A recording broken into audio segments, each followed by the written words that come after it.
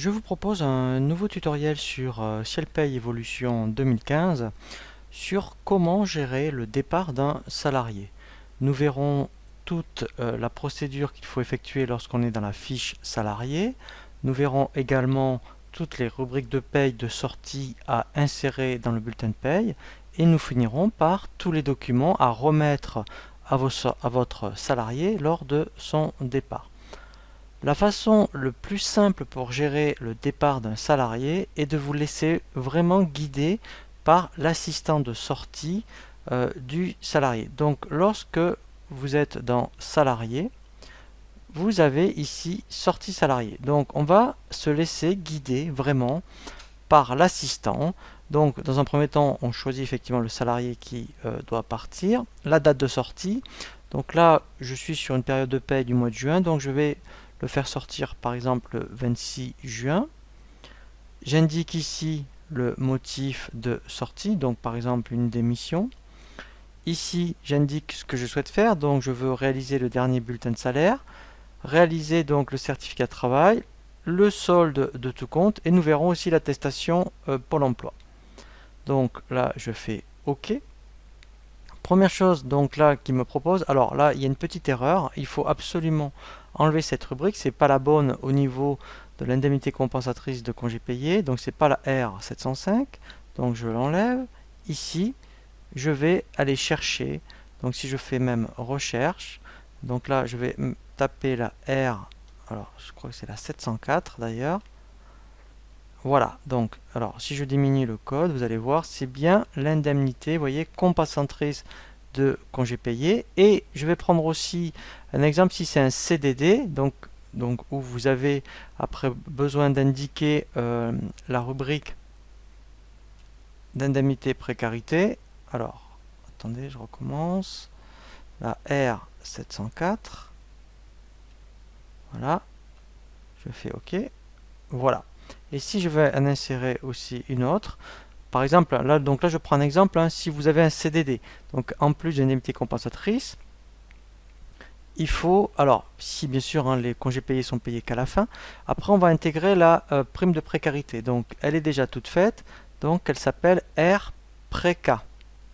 Voilà, donc je prends prime de précarité, voilà, alors bien sûr, ce qu'il faut faire, c'est que comme la prime de précarité alimente l'indemnité compensatrice, voilà, vous allez dire d'abord la prime de précarité et l'indemnité compensatrice, parce qu'en fait, dans le bulletin, là, il va les insérer automatiquement.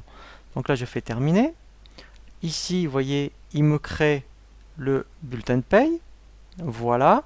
Donc, j'ai bien, vous voyez, la prime de précarité avec les 10% qui vont alimenter, vous voyez ici, l'indemnité compensatrice de congés payés. Donc là, au niveau du bulletin de paye, tout est, je dirais, aux normes par rapport à une sortie. Donc là, si je consulte la fiche salarié, après, dans tout ce qui est affectation, vous voyez, dans la date de sortie, j'ai bien la date ici de sortie avec le motif. Et on verra ensuite dans la déclaration par rapport à l'historique. Voilà, il faut s'assurer que dans l'événement DA-déçu, vous avez bien le motif d'indiquer pour la démission, puisque en fait dans la DA-déçu, ça doit être indiqué. Donc ici maintenant, il ne me reste plus qu'à faire les documents de sortie. Voilà, donc là, vous voyez, c'est ce que je vais faire. Il me propose de valider le bulletin de paye. Voilà. Et là, donc première chose, vous voyez ici, en fait, c'est de faire l'attestation Pôle emploi. Donc là, j'ai l'émetteur, puisqu'après on peut, si vous avez ciel télédéclaration, on peut aussi envoyer directement en fichier dématérialisé l'attestation Pôle emploi. Donc là, alors s'il y avait eu un préavis, eh bien j'ajouterai ici les dates, vous savez, du préavis. Donc s'il a été effectué et payé, par exemple, voilà. Donc là, alors je vais mettre, mettons, alors c'est un exemple, donc je vais prendre, mettons, date du 2, voilà, pourquoi pas voilà, au 20 juin, voilà, par exemple. Ensuite, donc, je continue, je fais OK. Donc là, en fait, on va aller vraiment après dans l'attestation Pôle emploi et on va voir même qu'il m'a généré l'historique de tous les bulletins. Voilà. Voilà, donc là, j'ai vraiment, vous voyez, c'est vraiment l'attestation Pôle emploi. Donc, après, si je fais défiler effectivement ici les pages, vous voyez, donc là, j'ai bien, alors là, c'est vrai que, voilà, hein, donc là, vous voyez, j'ai bien les, admettons, les 12 derniers mois pour générer les bulletins de paye.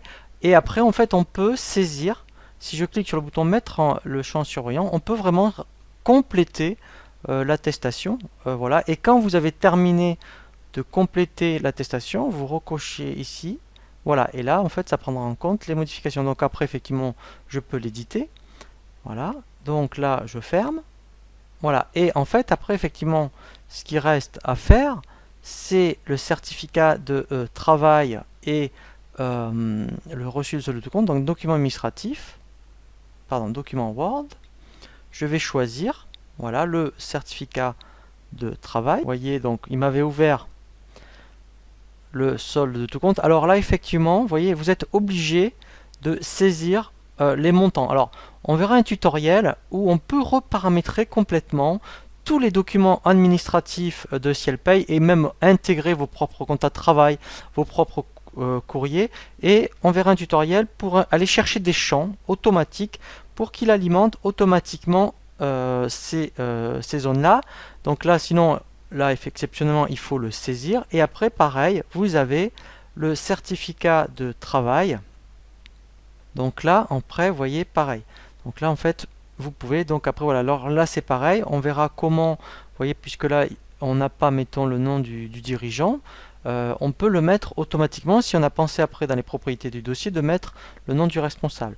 Donc là, pour l'instant, c'est à saisir, mais on verra ultérieurement un tutoriel pour voir effectivement que ces informations s'affichent automatiquement. Voilà, et là en fait après au niveau de CielPay, eh bien voilà, votre salarié après en fait on a bien géré la sortie, hein. Voilà, donc c'est vrai que si vous passez par l'assistant, eh bien normalement vous, voilà, hein, vous suivez vraiment toutes les indications par rapport à ce qui est demandé par rapport à la sortie. Alors il faut juste faire attention aux rubriques de paye à insérer leur demande de la sortie, puisqu'en fait par rapport à CielPay par défaut ce n'est pas la bonne. Donc hein, il faudra bien saisir la 704 et RPréca si c'est un CDD pour la précarité, mais ensuite en fait tout est automatique au niveau de CielPay.